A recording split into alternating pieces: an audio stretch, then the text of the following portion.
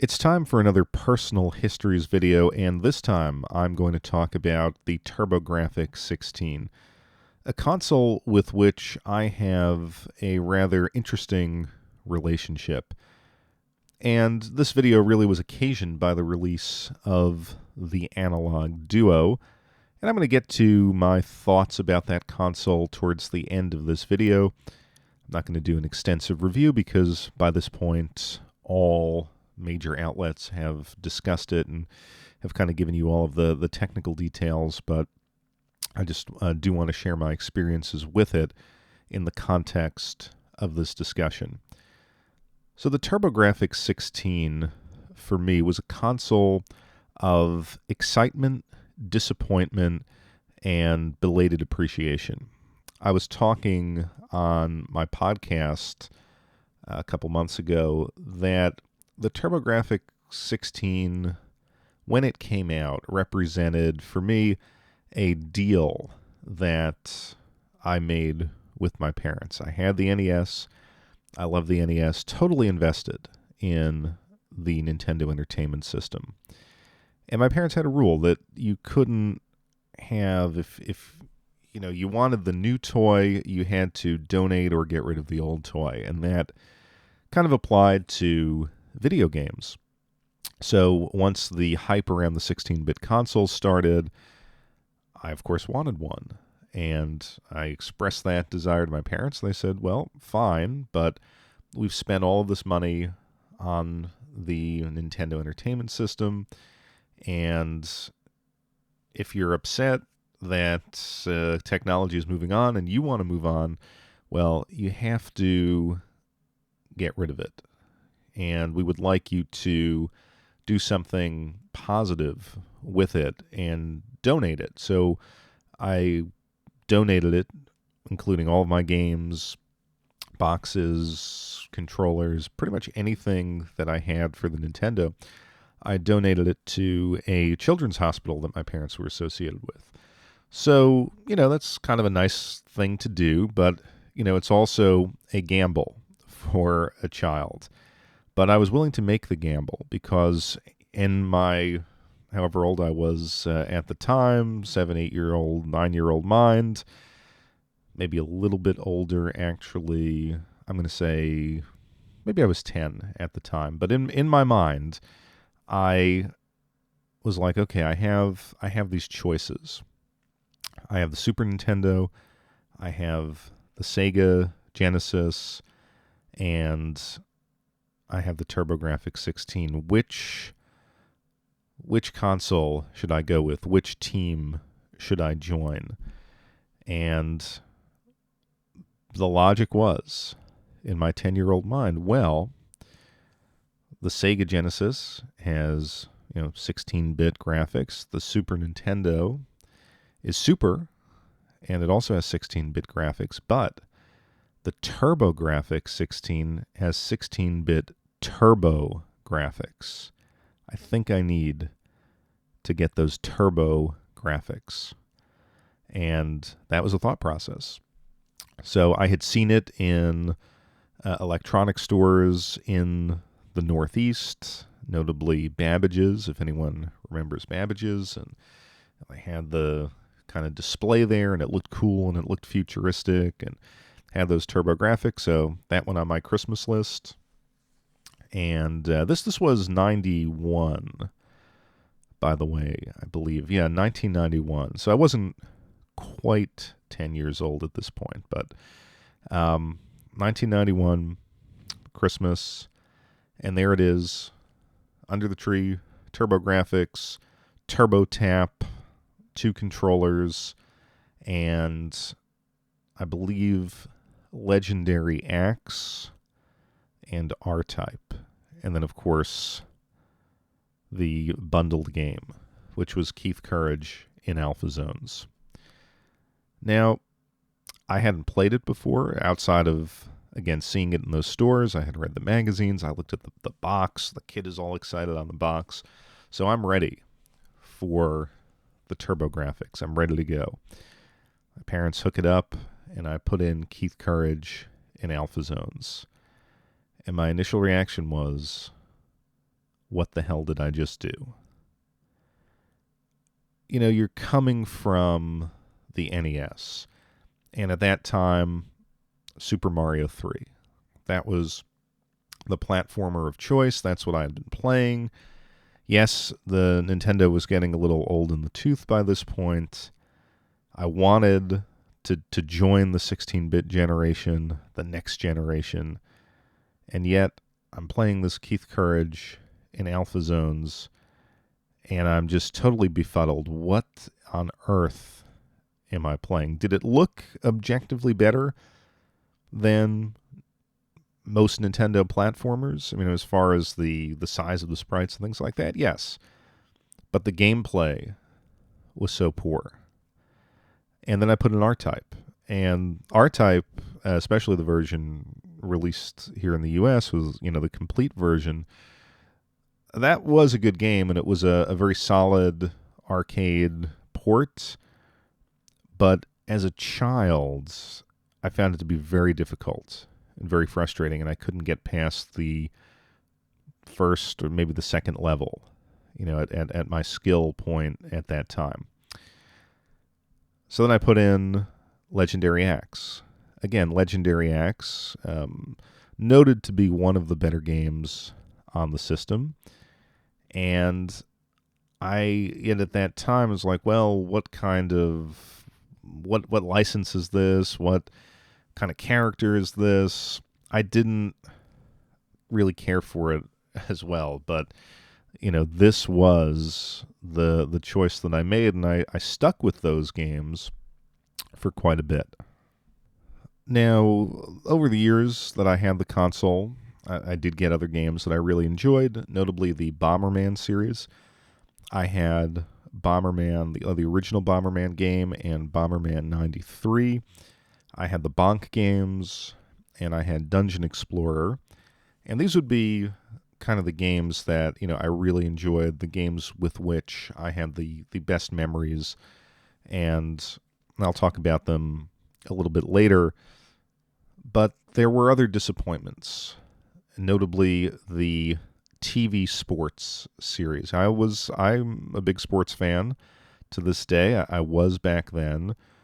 And my friends with the Super Nintendo and with the Sega Genesis, they were playing Madden and the NBA games and, you know, NHL 94. Well, that hadn't come out at this point, but licensed NHL games.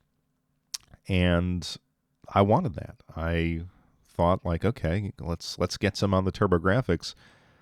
And so I had every game in that TV sports series where they would kind of make it look like an athlete you knew. The basketball game had a guy who kind of looked like Michael Jordan, but I didn't have those teams, those licenses, and those were very important. Now, I can't quite recall the actual quality of those games. They felt kind of cheap. They felt third rate at the time, and I would have to go back and play them today to see how good or bad they were.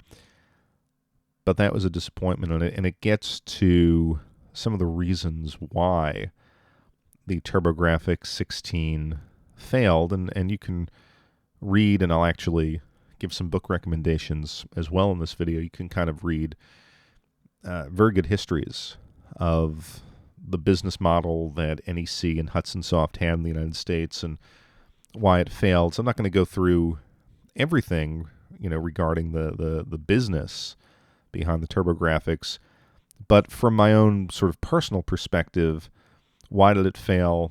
Well, I think it failed because of that licensing component. As the 16-bit generation progressed, licensing was very important. There were popular series, popular titles that players wanted, and certainly, you know, that kids wanted. When you're at school and everyone's talking about Street Fighter or Madden or Final Fantasy, you wanted that on your console, and it just felt like I was getting left behind by virtue of being a TurboGrafx player.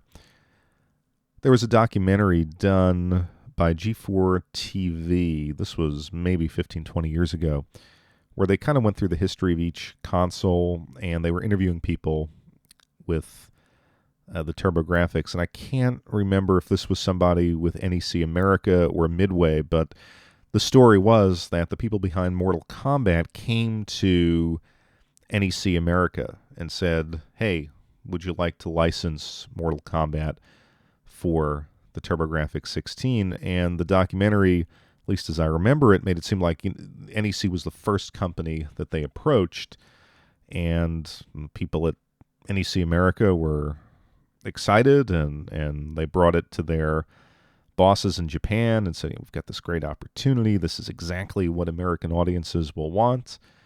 And the Japanese bosses just said, no, doesn't seem like that's something for us. Again, that's the sort of thing where, as Mortal Kombat became popular, everyone was playing it. It was not on my console. And that increasingly bothered me, and it didn't need to be that way. I think, similar to my talk about the Sega Saturn, where there were good games in Japan that could have come over, there were opportunities to make the console more appealing to a North American target audience. Saturn missed it. TurboGrafx-16 missed it. I mean, the Street Fighter port on the TurboGrafx, granted, that required the arcade card, sort of memory expansion card, but I was playing that recently, and I was actually playing it with a friend on the Duo, and we were kind of like, if this had come out for this system, we would have been very satisfied. So I think for all the intricacies that I'm leaving out, I think the point that one could make was clearly NEC and Hudson Soft did not understand the United States market, and that was an issue. Another issue that kind of became clear was, okay, this was using an 8-bit CPU and a 16-bit graphics processor. That wasn't known to me at the time, but what was known to me, again, as the 16-bit generation progressed, what was known to me was that the games that were on my system, the TurboGrafx games, were increasingly becoming kind of technically limited relative to what I was seeing on friends' Sega Genesis consoles and Super NES consoles. And that was due to the HuCard medium. HuCards were, I believe, limited to 2 megabytes. So as games got bigger, the TurboGrafx could not handle them. Now, granted, they had the CD expansion, which I did not have, and I was not going to get because it was incredibly expensive back in the day. So I was kind of limited to these HuCards, and I could see that the sort of creative capacity of TurboGrafx games was lagging behind the competition. But I don't want to trash the HuCard format. It's kind of an interesting format. I think one of the more impressive aspects of it was that when I got the TurboGrafx, family and friends were like, "Oh, that's so cool! A whole game on this, credit card size disc." And the HuCard was very different from really anything you had seen, obviously coming from the NES and the large kind of clunky SNES carts or PC floppy disks, things like that. The HuCard seemed cool. It seemed, modern and futuristic. But unfortunately, it was a technical constraint that NEC and Hudson Soft had to design around as the system went forward. So as the year progressed, 1991 into 1992, and getting close to the Christmas season of 1992, it was clear to me that I had made a mistake. I felt with each passing month, especially reading the magazines, EGM, Game Pro, and seeing where the market was going, that I just, I made a bad deal. I should have gotten the Sega Genesis. I should have gotten the Super Nintendo. So I had have that conversation with my parents and be like, look, TurboGrafx is really not the system for me, and I kind of gave them all the reasons why, and I didn't know this at the time, and I guess they took pity on me. I was taking this so seriously. So again, the same rule, you got to figure out what you're going to do with the TurboGrafx. You can't, you just can't have multiple consoles lying around. So I didn't exactly know what I could do with it, and they said, well, we have these friends, and they have young kids, and, it would be great if you don't even have to sell it to them, just loan it to them. Their kids want some video games. They don't want to have to buy all the different stuff, and it would make those kids very happy if you just loan them the console and they can play it for a while if you're not playing it. So I took everything, all my boxes, all my games, and brought it over to these people's house, and they were very happy. They eventually wound up getting the CD attachment for it, and ease, and so my parents were satisfied that I had done something nice again.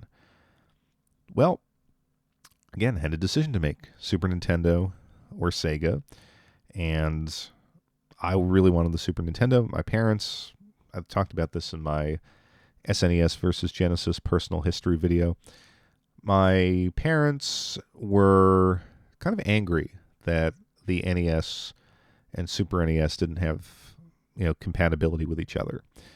And they felt betrayed by Nintendo. They said, we spent all this money on all these Nintendo things, and then you just got rid of them.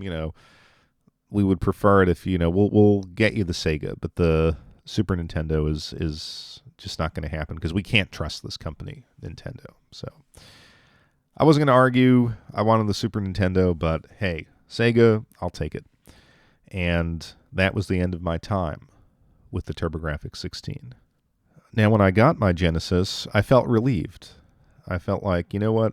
That dark period in my life is now over. That dark period when I picked an inferior, second-rate console that could only approximate the classic, interesting games that were happening on the Genesis and the SNES.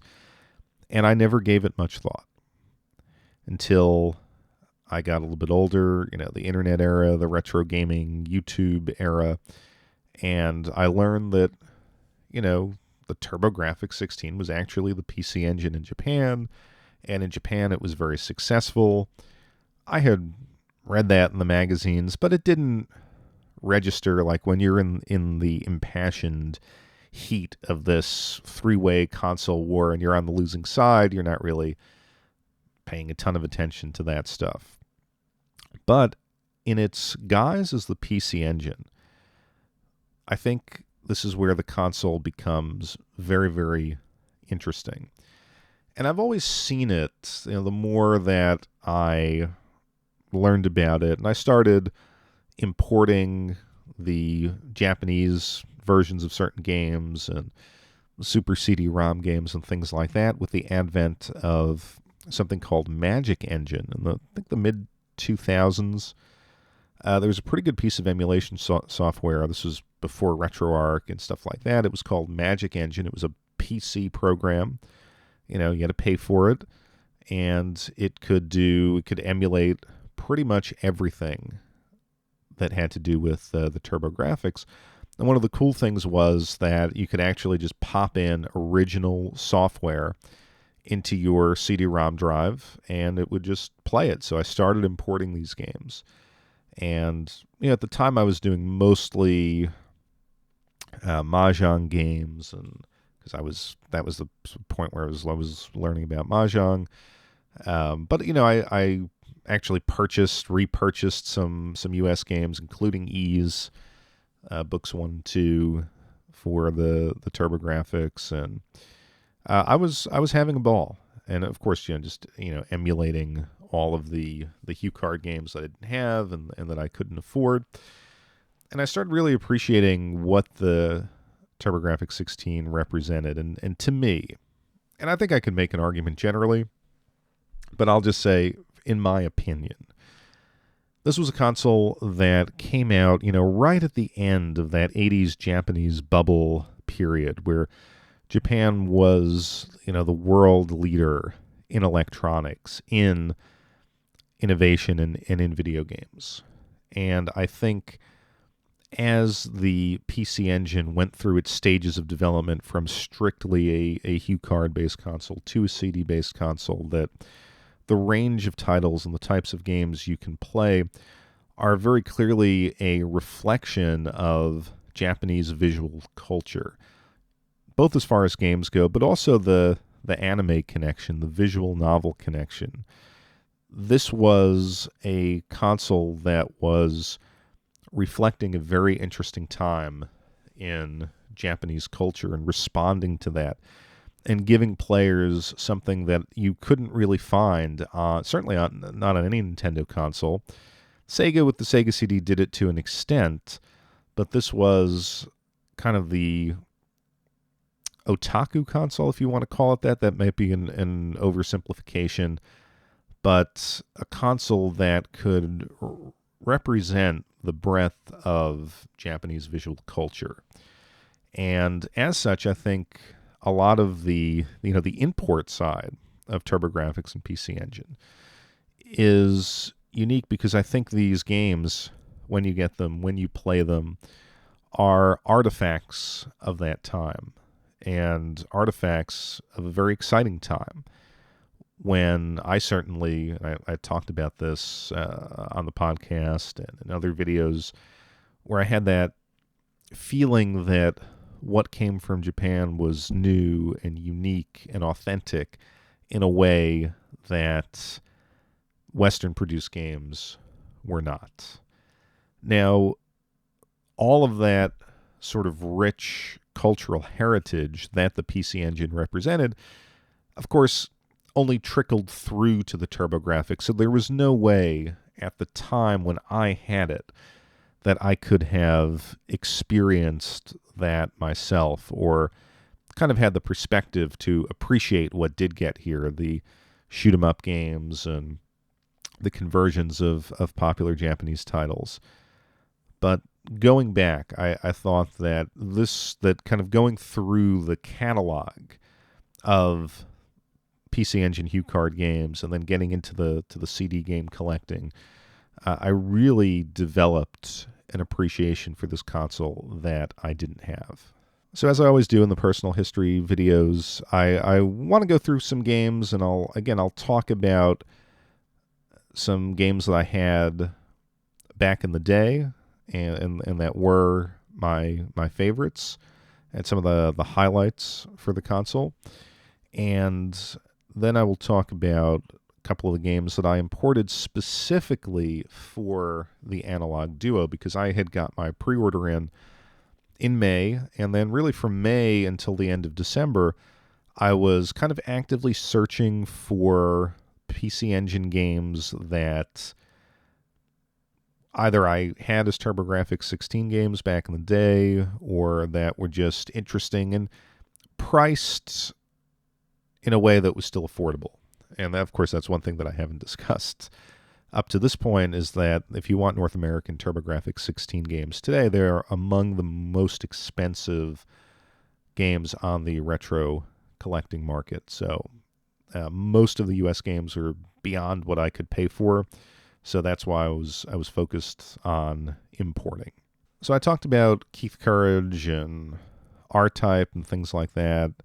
I don't have anything more to say about those games, but I do want to focus on Bomberman, because I think Bomberman is a criminally underrated series. I think it is a great retro property. Not a lot of people experienced it to the degree that they did, Mega Man, Mario, obviously all those great properties, but it's just fun. And I love the original Bomberman. It's a concept that I think is so fun, and the fact that it's randomly generated really meant something to me as a kid, because, each playthrough that I did of the game was different. And then with Bomberman 93, more of a story mode if you want to call it that, but more interesting levels, more interesting enemies. It really kind of laid the path for what we'd get in the excellent Bomberman 94 and then the Saturn Bomberman, which for me, those 4 games are the essence of the series. So when I think about the TurboGrafx, I'm Bomberman is kind of the game that comes to mind. Then we have Bonk's Adventure, Bonk's Revenge, Bonk 3, had all of them. And I think they still hold up to this day. Now, every company, every console needed a mascot. You could argue whether Bonk was an effective mascot or not. But the original Bonk is kind of like one of those muscle memory games where I can kind of go back just like the original Super Mario Brothers and play through it and really have a blast, sort of just going through the game, kind of like a comfort food type thing. It was pleasant. It was unique. I think the visuals, especially in the second and the third game, just bright, almost candy-colored vistas. It's a fun series, and I think I didn't play the later iterations. I think there was like a Bonk 4 on the Super Nintendo, and they've tried to resurrect this character here and there, but I do think that the 3 Bonk games are definitely worth playing. And then I had Turrican on the TurboGrafx, and Turrican was a really hard game, I think, in all of its forms. Really, really difficult. It's kind of like Europe's Mega Man, but it had a killer soundtrack. Maybe not so much in the TurboGrafx version, as far as the sound quality, the HuCard version, but just go onto YouTube and listen to some Turrican soundtracks. They are amazing. I believe the guy is Chris Hulsbeck, a German composer who did the music, but it was a combination of the catchy tunes and the Mega Man-like game. I mean, I spent a lot of time with this game. I wasn't great at it, but it kind of takes me back to that time period. And then I talked about Dungeon Explorer. I liked Gauntlet, and I enjoyed that style of game, and I was pretty good at it. So to me, the TurboGrafx, as I said, like as good as R-Type was as a port, it was very difficult for me. Like there were certain games, like the TurboGrafx and the PC Engine, they were appealing, I think, for a lot of games to like the hardcore player. And I wasn't that as a kid. So if I found a game that I was good at, I gravitated towards that, and I played Dungeon Explorer and Bomberman quite a bit for that reason. Now, when the Duo was announced, my goal was to find games that were personally meaningful or that were significant to the console and that were, say, under $50 and really under $30. And so I'm going to talk about some of those games here. Now, I rebought all the Bomberman games because obviously they were among the most meaningful, and they're still reasonably affordable importing from Japan. So I'm not going to go into those. But other games that I thought were interesting that had personal meaning. Fire Pro Wrestling. Fire Pro Wrestling originated on the TurboGrafx, or on the PC Engine, I should say. It was never released here. Probably should have been. So I had to get all of those HuCards. Now, this was a personal significance pick because these games are incredibly hard. Fire Pro Wrestling has always had the kind of timing-based grappling system where you just kind of go near a guy, you input a command, and if you do it faster than the other player or the PC command input, you pull off a move. And on the TurboGrafx and the Super Nintendo or Super Famicom iterations, yeah, that becomes very difficult. These were the timing window, I guess, the best way to say it, is much less forgiving in these games. And I personally find them very difficult to play. I don't think Fire Pro came into its own until the PlayStation and Saturn versions, which both have the timing window that we're more accustomed to if you follow the series, and that are more broadly playable. On the TurboGrafx, it's very difficult, but these are, to me, classic. It's a classic series that emerged on the console, so it's like, well, I'm going to struggle through it. The next one is Tokimeki Memorial. Classic dating simulator. It's one of those games that, I believe it also originated on the PC Engine, although it may have had a Japanese PC release before that. I'm not 100% certain, but huge language barrier. But kind of now with Google Translate camera app, you can kind of work your way through it. There's some online guides. There's actually an SNES translation, which is the way to play it. But still, when you talk about significance, I think it was synonymous with the PC Engine. Street Fighter. I had to pick up Street Fighter 2 because back in the day when I played the PC Engine version of Street Fighter on the Magic Engine emulator, I was like, holy moly, this is a really good port of it. Yes, it doesn't look as good as the Super Nintendo. Certainly is not approaching the arcade, but it is a good version of this game. And I think it's historically significant for the console. It's the largest Hue card ever made, and you can kind of see the thickness of it when you purchase it. And the game itself is, depending on the eBay pricing, sometimes it's a little bit over 50, sometimes it's a little bit under 50. I got it with shipping just for, I would say, over 50. And that was okay because I really wanted it, and it was in great condition. Another game that I picked up at a very reasonable price was the PC Engine version of Where in the World is Carmen Sandiego.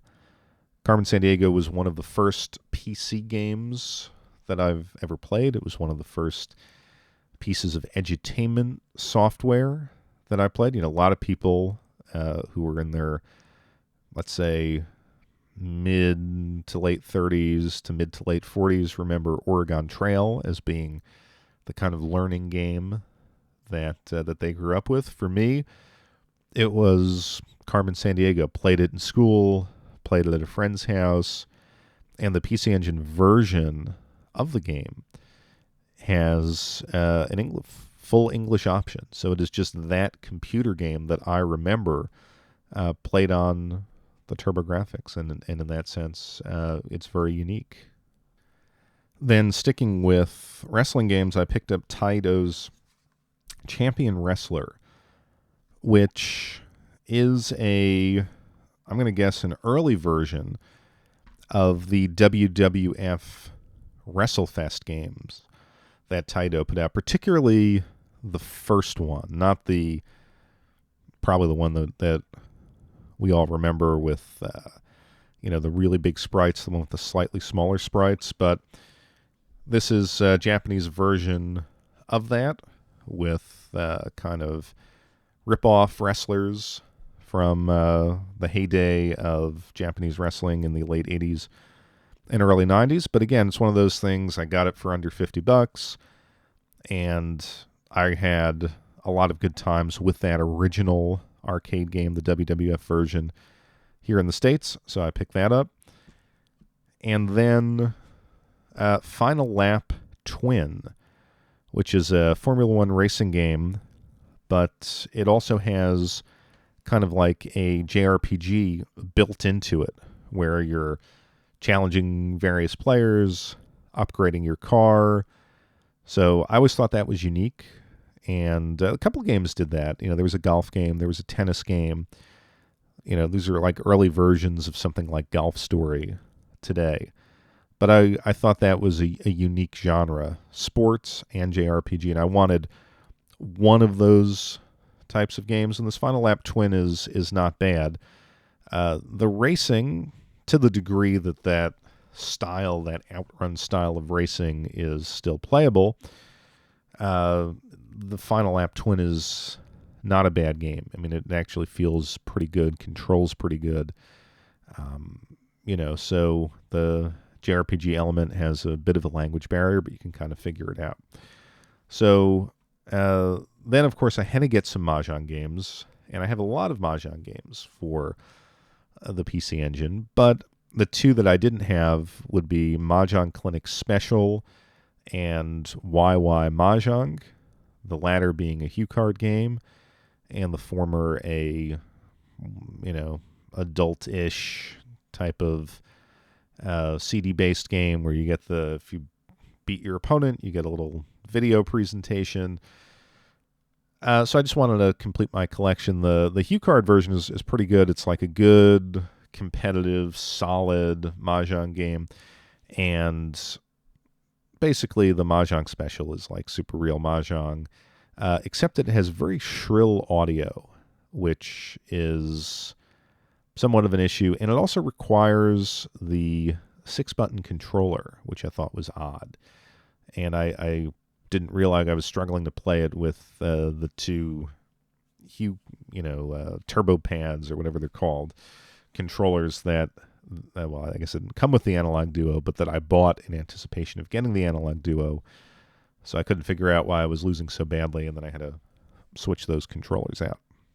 So before I get to the Analogue Duo review or impressions portion of the video, I do want to talk about my collection of TurboGrafx and PC Engine books. And you can see them here. Probably the best one is the Bitmap Books PC Engine box art collection, because it really is a nicely laid out anthology of not every game, but most of the significant Japanese PC Engine games.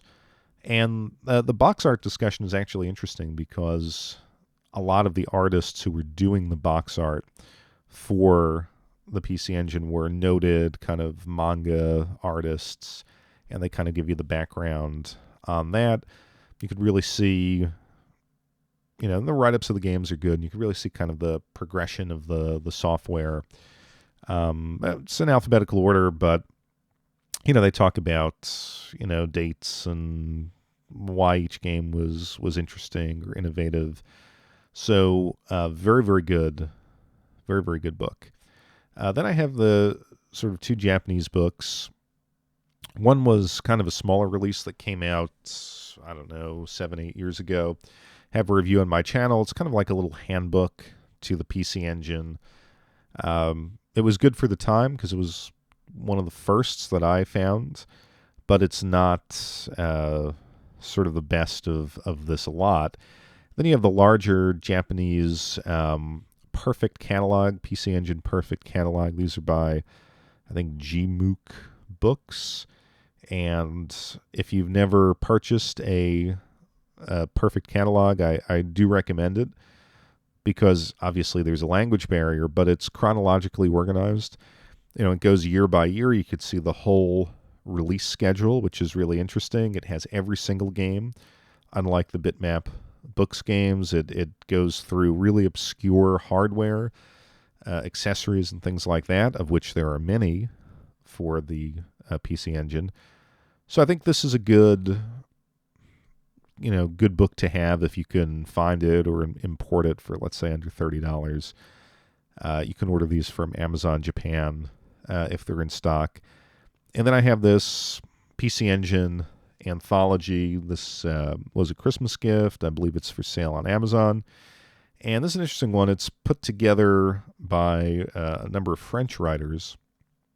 And the passion for the console is really comes forward in this book. I really have to give it credit for the amount of information, the amount of detail, the amount of supplemental materials that they photographed. It is really masterfully done. I haven't gotten through all of the reviews, but they endeavor to review every single game for PC Engine and all of its add-ons and accessories, along with the PCFX, which was the sort of console that followed the PC Engine and was a even more spectacular failure. So it's jam-packed. The only problem with this book is it was translated from French, and the English in here is really bad at numerous points in this book. Just a little example, they're talking about, I think, the release of the Super Graphics, and the translation is, for NEC, this release was a true Berezina. And I'm like, what is that? And I have apparently it's an expression in French that talks about, Napoleon's retreat from Russia during the war, some war in the 1800s, and it just means a debacle, basically. So, yeah, and there are numerous where just the prose becomes so clunky. So it's painful to read in parts, but also valuable on the basis of all the information. You just wonder why they didn't plug the whole thing in French into Google Translate. They would have gotten a better translation than they have in this book. All right, now on to the Analogue Duo. And like I said, I'm not going to give you kind of a feature-for-feature review, but overall, I do find this to be a very positive console. Just the idea that I can play physical hue cards, physical discs in 2023 is special. And this release really got me to go back and explore and revisit my personal history with the TurboGrafx. And I deeply regretted, it was interesting. So I said I lent my TurboGrafx to this family, and I had probably, it would be worth my collection at the time that I gave it to them. Today that would be worth $5,000, $6,000, $7,000, $8,000 or something.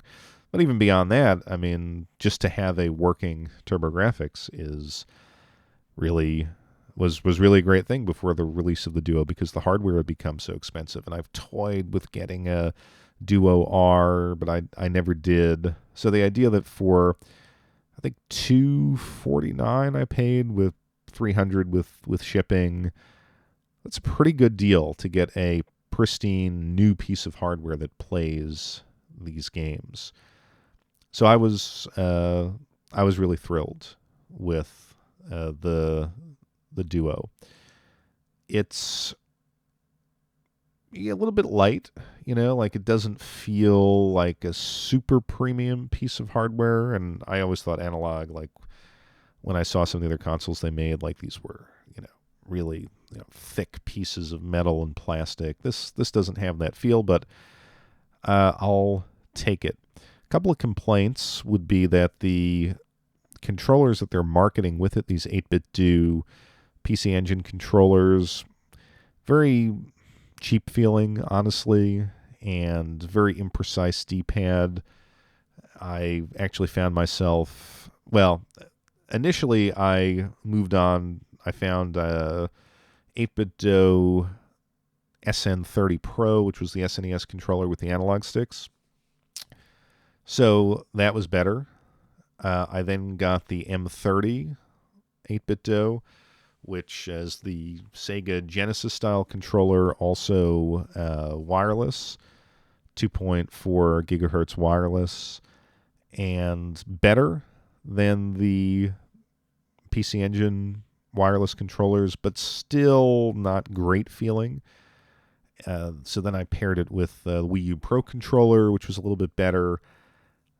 I find that, at least in its current state, at the date that I'm recording this, it doesn't have a button mapping function, or at least it's grayed out for the controllers that I've hooked up to it. So even when I had the 6-button controller, I couldn't map out, for the 6 buttons to say be the light, medium, heavy kicks, punches, and in Street Fighter, and the default configurations are kind of weird.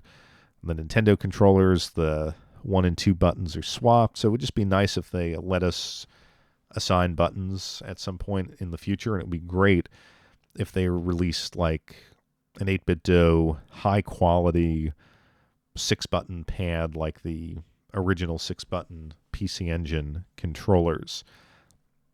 Compatibility has been great. Everything I've put in has worked well. The game system also, and this is really, really cool, plays CDR backups, just like the original. So this opens up a whole range of games to play. You can get them from various sources online, or you can just, a lot of people have really valuable CD collections. They don't want to put the actual CDs in. They don't want to handle them. So you can get rip them or get the CDR or the ISOs off the internet and play the games, on backup. So that is, I think, a feature that's kind of like above and beyond what I was expecting. And let's be honest, I mean, are you going to pay $200 for Spriggan or $500 for Sapphire, or you just want to play them on original hardware using other means? I think, or that's not original hardware, but play them on hardware using other means. This system allows you to do it. Visually, it's great. Upscaling is smooth. There's really, like I said, there's really no direct faults. I mean, controller pairing itself can be a little tricky. Sometimes the controllers will disconnect, especially the PC Engine controllers that were marketed with it. M30 is a little bit better in that regard. And I did notice on one of the Super Real Mahjong games, I had won the game with a certain tile combination, and the game just kind of froze. I didn't get my reward cutscene.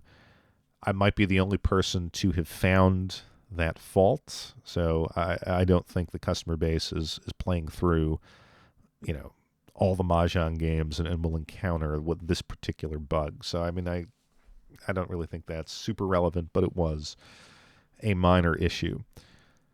So, I think the question that you have to ask if you're going to consider buying the Analogue Duo is, is this the best way to play TurboGrafx, PC Engine, CD games? I think the answer is both yes and no. It is wonderful to have a real piece of hardware to play these games on. It's a terrific experience. And I think if you value that, and by the way, it accepts like original controllers. So if you already have a collection, it's hard to argue against this. On the other hand, RetroArch is really good. And you can play all of these games for free on RetroArch. And you can have an equivalent experience, maybe with a little bit more input lag, maybe not the most authentic version because there's different hacks and you can speed things up and things like that. Of course, you can, use the cheat engine on some of these games in RetroArch. So, it's not the authentic experience, but let's be honest, it's pretty darn good. So even though I think the cost of the Analogue Duo is really reasonable, I don't know that it's the best choice if you have no software, because you're going to pay a lot of money to build a TurboGrafx-16 collection or a PC Engine collection. So I think that's the caveat. But the fact that this exists, I mean, to me, it's a love letter to the very small group of people who actually remember this console. And throughout my time off during the Christmas holiday, I was playing this every day. It brought me back to my childhood, and it really brought a focus back to what is really an amazing system, and a system worth playing and exploring and discussing, because even though it failed in the United States and ultimately failed in Japan after, the PCFX, this console is a true unicorn in gaming. You will never see anything like this again. A console that was just a true reflection of its time period, and that time period is a fascinating time period in sort of the history of technology and Japanese history and things like that. Plus, there are tons and tons of great games, unique games, games that in many cases remain at home on this console and haven't really spread out through ports to other systems. And I will say even further, if we get to a point where there is kind of like a machine learning on the fly translation of Japanese games, then we're going to get the whole range of, we're going to play games and be able to experience games that were previously locked off to us. Now, that might not happen on the Duo, but it could happen. And I mean, the feature is there in RetroArch to the degree that it works or not. I mean, I haven't experimented with it recently, but I think we're going to get there. And then we will see just how magical this console, and many other consoles for that matter, can be. So, the long and winding road of the TurboGrafx-16, I don't regret getting on board back then, in retrospect, certainly, and learning about this console and exploring the Japanese side of this console has brought me hours of entertainment. So be curious to know what you guys think. Did you have one back in the day? Did you experience the PC Engine more recently? Let me know, and let's get the discussion going.